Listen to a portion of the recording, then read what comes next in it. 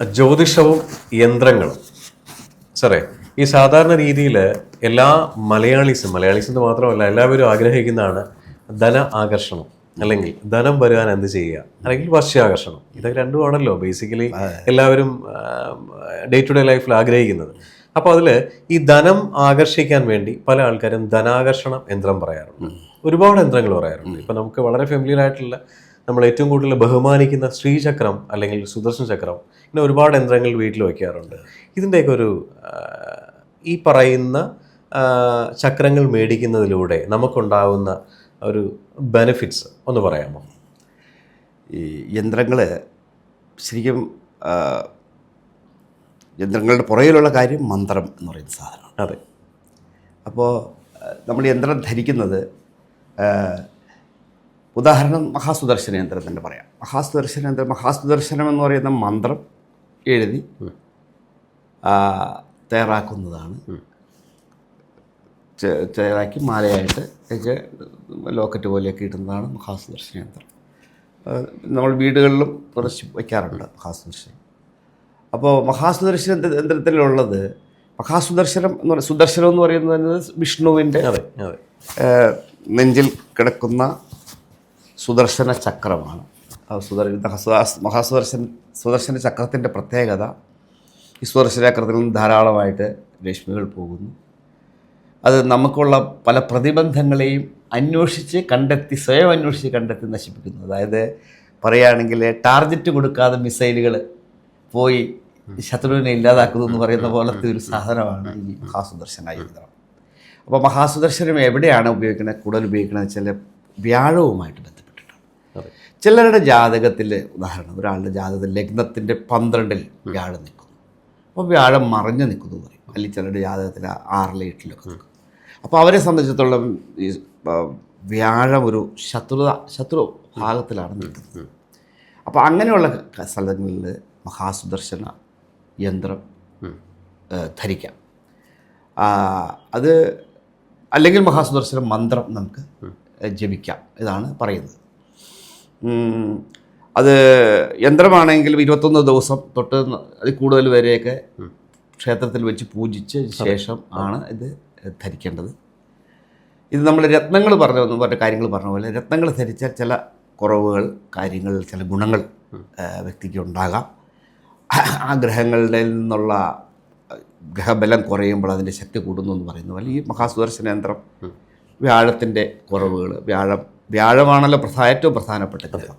സർവേശ്വരാണാം ധിഷ്ണേസ്തി നിത്യം, എല്ലാ ഈശ്വരന്മാരുടെയും ചൈതന്യം വ്യാഴത്തിൽ, ജൂപ്പിറ്ററിലുണ്ടെന്നുള്ളതാണ് നമ്മുടെ സങ്കല്പം. അതുകൊണ്ട് വ്യാഴത്തിൻ്റെ കുറവിലും വ്യാഴത്തിൻ്റെ ശത്രുതയും നികത്താനായിട്ട് ഇത് ചെയ്യാം. അതുകൊണ്ട് വളരെ ഗുണം കിട്ടും. അതാണ് മഹാസുദർശന യന്ത്രം. സർ, ഈ പറയുന്ന മഹാസുദർശനം അല്ലെങ്കിൽ ഈ ശ്രീചക്രം എല്ലാവരും ഏറ്റവും കൂടുതൽ ആഗ്രഹിക്കുന്നതാണ് വീട്ടിൽ മേടിച്ച് വയ്ക്കുക.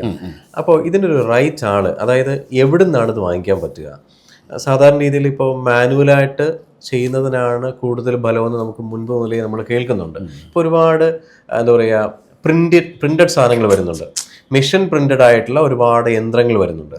ഈ മിഷൻ പ്രിൻറ്റഡ് യന്ത്രങ്ങളിനകത്ത് ഈ പറയുന്ന കണക്കുകൾ, അങ്കുലം, പിങ്കുലം, ഇങ്ങനത്തെ കണക്കുകൾ എത്രത്തോളം ഉണ്ടെന്ന് തന്നെ നമുക്ക് അറിയില്ല. 100% അത് റിസൾട്ട് ഓറിയൻറ്റഡ് ആണെന്നുള്ള രീതിയിലാണ് മാർക്കറ്റിൽ പറയുന്നത്. സത്യമാണോ ശരിയാണോ എന്നറിയില്ല. അപ്പോൾ ഇത് നമുക്ക് ശരിയായ രീതിയിൽ പൂജ ചെയ്ത് ഇതിന് കറക്റ്റായിട്ട് എഴുതി കിട്ടുന്നുണ്ടെങ്കിൽ ഇത് നമുക്ക് എന്താണ് ഇതിനൊരു പ്രതിവിധി? നല്ല ചോദ്യം. അത് നല്ല ശരിക്കും നന്നായിട്ട് ചെയ്യുന്ന ആളുകളുണ്ടല്ലോ, പൂജ ചെയ്യുന്നവർ. ഓക്കെ, എല്ലാ അതിലുണ്ട്. അങ്ങനെ അവരെ കണ്ടെത്തിയിട്ട് അവരെ ഏൽപ്പിക്കണം. അതായത് അങ്ങനെ അത് ഏൽപ്പിച്ച് തന്നെ, കാരണം ഇത്രയും നീണ്ടു കിടക്കുന്ന ഒരു പൂജ ചെയ്ത ശേഷമാണ് സാധാരണ സുദർശന. അതെ. അപ്പോൾ ശരിക്കും ഈ കാര്യത്തിൽ വളരെ കൃത്യമായിട്ടും ശ്രദ്ധയോടെ ഇത് നമ്മൾ ആ ഒരു രീതിയിൽ ഇതൊരു ശുദ്ധമായിട്ട് ചെയ്യുന്ന ആൾക്കാർ ധാരാളം പേരുണ്ട്. അവരെ കണ്ടിട്ട് തന്നെ ചെയ്യാവൂ. അല്ലാതെ ഈ മറ്റേ റെഡിമെയ്ഡായിട്ട് ചെയ്യുന്ന കാര്യങ്ങളിലൊക്കെ അത്രയ്ക്കൊക്കെ നമുക്ക് ഇത് പറയാൻ പറ്റുമോ? അങ്ങനെ ചെയ്യുന്ന ആൾക്കാരുണ്ട്, അവരെ അന്വേഷിച്ച് കണ്ടെത്താം. ഇതിൻ്റെ ഈ ധനാകർഷണ യന്ത്രം എന്നൊക്കെ പറഞ്ഞ് ഒരുപാട് മാർക്കറ്റിൽ പരസ്യങ്ങളുണ്ട്. പത്രങ്ങളിൽ നോക്കിക്കഴിഞ്ഞാലും സപ്ലിമെൻ്റ് നോക്കിയാലും അല്ലെങ്കിൽ ഓൺലൈൻ മാർക്കറ്റിൽ നോക്കിക്കഴിഞ്ഞാലും കാണാൻ പറ്റും. ഈ ധനാകർഷണ യന്ത്രം എന്ന് പറയുന്നത് ശരിക്കും പറഞ്ഞാൽ അങ്ങനൊരു യന്ത്രം ഉണ്ടോ? ഉണ്ടെങ്കിൽ അത് എന്തിൻ്റെ ബേസിലാണ് ധനാകർഷണ യന്ത്രം? ഒരു ജസ്റ്റ് എക്സ്പ്ലെയിൻ ചെയ്യാമോ? ഞാൻ ഈ യന്ത്രങ്ങളിൽ അങ്ങനെ ധനാകർഷണ യന്ത്രം പോലുള്ള കാര്യങ്ങളിലേക്ക് ഞാനങ്ങനെ തിരിഞ്ഞിട്ടില്ല. കാരണം പൊതുവേ അത് എൻ്റെ ഒരു ഇത് വിശ്വാസത്തിൽ എത്തിക്സിലൂടെ അത് ചേർന്ന് പോകുന്നില്ല എന്നുള്ളതാണ്. മഹാസുദർശന യന്ത്രം ഞാൻ പൊതുവായിട്ട് വളരെ താല്പര്യം, മഹാസുദർശന മന്ത്രവും ശ്രദ്ധിക്കാറുണ്ട്. അതിലെ യന്ത്രങ്ങളെ പറ്റിയും എനിക്ക് നല്ല അഭിപ്രായമുണ്ട്. മറ്റ് കാര്യങ്ങളൊക്കെ എന്ന് പറയുന്ന ആകർഷണങ്ങൾ കാര്യങ്ങളെന്നുള്ളത് അതിൽ നമ്മളത്രയും പരിഗണന കൊടുക്കുന്നില്ല. അതെ, അങ്ങനെ ചെയ്യുന്നവർ ഒത്തിരി പേരുണ്ട്, അങ്ങനെ ചെയ്യുന്നവരുണ്ട്. പക്ഷേ ഞാനതിൽ ആ കാര്യത്തിൽ ഞാൻ അതിനെപ്പറ്റി കൂടുതൽ പഠിച്ചിട്ടില്ല ആ വിഷയം. ശരി സാർ, ഇപ്പോൾ ഈ പറയുന്ന മഹാസുദർശനത്തിൻ്റെ കേസ് പറഞ്ഞു. മഹാസുദർശന യന്ത്രം കൊടുക്കുന്ന സമയത്ത് സ്വാഭാവികമായിട്ടും മന്ത്രം നമ്മൾ ഉരുടേണ്ടതുണ്ട്. അപ്പോൾ മന്ത്രം ഉരുവിടുന്ന സമയത്ത് ഒരു ഗുരു ഉപദേശമില്ലാതെ മന്ത്രം ജപിക്കാമോ? ഇപ്പം നമുക്ക് ഇപ്പം നമ്മൾ പറയാമല്ലോ, അപ്പം യൂട്യൂബിൽ തന്നെ നല്ല ഗുരുക്കന്മാരുടെ വീഡിയോസുണ്ട്. അത് നോക്കി കഴിഞ്ഞാൽ മലയാളം തന്നെയുള്ളൂ. അപ്പോൾ ആ വീഡിയോയിൽ തന്നെ ഇപ്പോൾ 5 മിനിറ്റുള്ളൊരു വീഡിയോയിലാണെങ്കിൽ ആദ്യത്തെ 2 മിനിറ്റ് കഴിയുമ്പോൾ തന്നെ ഈ മന്ത്രം എഴുതി, ആ മന്ത്രം എഴുതി അത് അദ്ദേഹം തന്നെ ചൊല്ലുന്നുണ്ട്. അതിൻ്റെ കൂടെ ചൊല്ലിപ്പോയാൽ മതി. അങ്ങനെയുള്ള ധാരാളം നല്ല വീഡിയോകളുണ്ട്. നല്ല, പ്രത്യേകിച്ച് മലയാളത്തിൽ നല്ല വീഡിയോ ഉണ്ട്, നല്ല യൂട്യൂബ് വീഡിയോസ് ഉണ്ട്. നമുക്കത് ചെയ്താൽ മതി. സുദർശന മന്ത്രം വളരെ ശക്തമായിട്ടുള്ള മന്ത്രമാണ്, അതങ്ങനെ പലരും പറയാറുണ്ട്. അപ്പോൾ അതിൽ ആ വീഡിയോ നോക്കിയിട്ട് കൂടെ ചെല്ലിയാൽ മതി. ഓക്കെ. അപ്പോൾ ഈ ഗുരുദീക്ഷ ഇല്ലാതെ അത് കറക്റ്റായുള്ള ഗുരുക്കളാണ് പറയുന്നത്, പറഞ്ഞു തരുന്ന ആളും അതുപോലെ പ്രാക്ടീസ് ഉള്ള ആളാണ്. ഓക്കെ. അപ്പോൾ എല്ലാ മന്ത്രവും ഗുരുദീക്ഷ ഇല്ലാതെ അല്ലെങ്കിൽ ഗുരുപദേശം ഇല്ലാതെ നമുക്ക് ജപിക്കാൻ പറ്റുമോ? പാടില്ല എന്നുള്ളതാണ് എൻ്റെ ഒരു ഇത്. മന്ത്രങ്ങൾ വളരെയധികം എനർജികളുള്ളതാണ് എന്നുള്ളതുകൊണ്ട്. അതെ, ഈ എനർജി പ്രൊഡ്യൂസ് ചെയ്യുന്ന മന്ത്രങ്ങൾ ഇപ്പം നമുക്കിപ്പോൾ എന്ത് വിഷമം വന്നു കഴിഞ്ഞാലും നമ്മളൊരു ജപിക്കുന്ന സമയത്ത് ഉണ്ടാവുന്ന ഒരു പോസിറ്റീവ് വൈബ് വളരെ ഡിഫറെൻ്റ് ആണ്. അപ്പോൾ ഇത് നമുക്കൊരു എന്താ പറയുക, ഒരു ഓറ ക്രിയേറ്റ് ചെയ്യുന്നുണ്ട്. അപ്പോൾ ഈ പറയുന്ന മന്ത്രം ജപിക്കുന്ന സമയത്ത് ഗുരു ഉപദേശമില്ലാതെ ജപിച്ചു കഴിഞ്ഞാൽ അപ്പോൾ എത്രയോ പേര് അറിയാതെ ചെയ്യുന്നില്ലേ? അപ്പോൾ ഇതിൻ്റെ ആഫ്റ്റർ എഫക്ട്സ് എന്തായിരിക്കും? ഗുരു പറഞ്ഞിട്ട് പഠിക്കുന്നത് തന്നെയാണ് ശരി, അല്ലാതെ ചെയ്യുന്നത് ശരിയല്ല എന്നാണ് എനിക്ക് അതിനെപ്പറ്റി പറയാനുള്ളത്. കാരണം അല്ലാതെ നമ്മൾ മന്ത്രത്തിലേക്ക് പോകേണ്ട കാര്യങ്ങളില്ല. നമ്മൾ നല്ല കർമ്മങ്ങളൊക്കെ ചെയ്തു പോയാൽ മതി. അല്ലെങ്കിൽ ഈ ഒത്തിരി മന്ത്രങ്ങളിലേക്കൊന്നും അധികം പോകേണ്ട കാര്യങ്ങളില്ല എന്നുള്ളതാണ് പൊതുവേ ഉള്ളൊരു ഇത്. കാരണം അത് ചെയ്യുകയാണെങ്കിൽ അത് പറഞ്ഞാൽ കൃത്യമായിട്ട് അറിയാതെ ചെയ്തിട്ട് എന്തെങ്കിലും കുഴപ്പമുണ്ടായി കഴിഞ്ഞാൽ നമുക്ക് ബുദ്ധിമുട്ടാവുമല്ലോ. ചില മന്ത്രങ്ങളൊക്കെ ഞാൻ പറഞ്ഞത് ഗുരുക്കന്മാരുടേത് ഗൈഡഡ് മെഡിറ്റേഷൻ എന്നൊക്കെ പറയുന്ന പോലെ അവർ തന്നെ മന്ത്രം ചൊല്ലുന്നുണ്ട്. അത് കേട്ട് നമുക്ക് അതിൻ്റെ കൂടെ ചാൻറ്റ് ചെയ്യാം. അത് വലിയ അപകടമില്ല.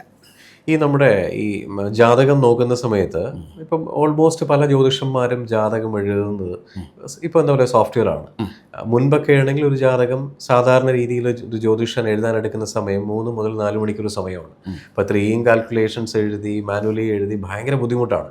അപ്പോൾ ഇന്നത്തെ കാലത്ത് ഒരു ദിവസം 4-5 ജാതകം ഒരു ജ്യോതിഷൻ എഴുതാൻ വന്നാൽ ടൈം കിട്ടില്ല. സ്വാഭാവികമായിട്ടും 100% ആക്യുറസിയുള്ള ഒരുപാട് സോഫ്റ്റ്വെയർസ് മാർക്കറ്റിൽ അവൈലബിലിറ്റി ഉണ്ട്. അപ്പോൾ ജ്യോതിഷന്മാർ സോഫ്റ്റ്വെയർസാണ് ഡിപ്പെൻഡ് ചെയ്യുന്നത്. അപ്പോൾ ഈ സോഫ്റ്റ്വെയർസിനകത്ത് പലയിടത്തും ഈ പറയുന്ന ഇന്ന ചക്രങ്ങൾ നിങ്ങൾ ഉപയോഗിച്ച് കഴിഞ്ഞാൽ നിങ്ങൾക്ക് ദോഷഫലങ്ങൾ കുറയുമെന്ന് പറയുന്നുണ്ട്. അതിൻ്റെ ഓതൻറ്റിസിറ്റി അത് ഈ നമ്മുടെ ഈ ഇപ്പോൾ ഉള്ള ഈ ഡിജിറ്റലായിട്ട് കിട്ടുന്ന സാധനങ്ങൾ അത് വളരെ നല്ലതാണ്. വളരെ കറക്റ്റായുള്ള കാൽക്കുലേഷൻ, മാത്തമാറ്റിക്കൽ പാർട്ട് വളരെ വളരെ വളരെ ശരിയാണ്. അതെ. പിന്നെന്താ വെച്ച് കഴിഞ്ഞാൽ ഈ ഒന്ന് ചിലപ്പോൾ ഗുണമുണ്ടെന്ന് പറയും, ഒന്നും തന്നെ മറ്റിടത്ത് ദോഷമെന്ന് പറയും. അപ്പോൾ അതുകൊണ്ട് ശരിക്കും അതൊന്ന് ഫർദറായിട്ട് ഒന്നുകൂടെ റീഡ് ചെയ്യേണ്ടി വരും. ശരി, ഉദാഹരണം 25-30 പേജുള്ള ഒരു പുസ്തകം നമ്മുടെ കിട്ടിക്കഴിഞ്ഞാൽ പലതും പറയും. അതിൻ്റെ ആവശ്യമുള്ളത് മാത്രമല്ല നമുക്ക് എടുക്കേണ്ട കാര്യമുള്ളൂ. അല്ലെങ്കിൽ കൃത്യമായിട്ട് പറഞ്ഞു കൊടുക്കുമ്പോൾ അത് എന്താന്ന് നോക്കി പറഞ്ഞു കൊടുക്കേണ്ടത്, അതിനൊരു ഫർദർ റീഡിങ് വേണ്ടി വരുന്നുണ്ട്. തീർച്ചയായിട്ടും. ശരിക്കും 25 പേജുള്ള ഒരു പുസ്തകം വായിച്ചു കഴിഞ്ഞാൽ വെറുതെ എന്താ പറയുക, കടിച്ചാൽ പൊട്ടാത്തൊരു പുസ്തകമായിട്ട് കാണാൻ പലപ്പോഴും ഇത് കിട്ടുക. അതെ, എന്നാലും പ്രഡിക്ഷൻ പാർട്ട് 100% ഒരിക്കലും നമുക്ക് നേരത്തെ കൊടുക്കാൻ പറ്റില്ല. ഈ പറയുന്ന കാൽക്കുലേഷൻസ് എടുത്ത് നല്ല ജ്യോതിഷനെ കണ്ട് പൂർണ്ണമായിട്ടും ജാതക വിശകലനം ചെയ്യുന്നതായിരിക്കും, പഠിച്ചിട്ട് ചെയ്യുന്നതാണ് ഏറ്റവും അഭികാമ്യം. എന്തായാലും നന്ദി, നമസ്കാരം.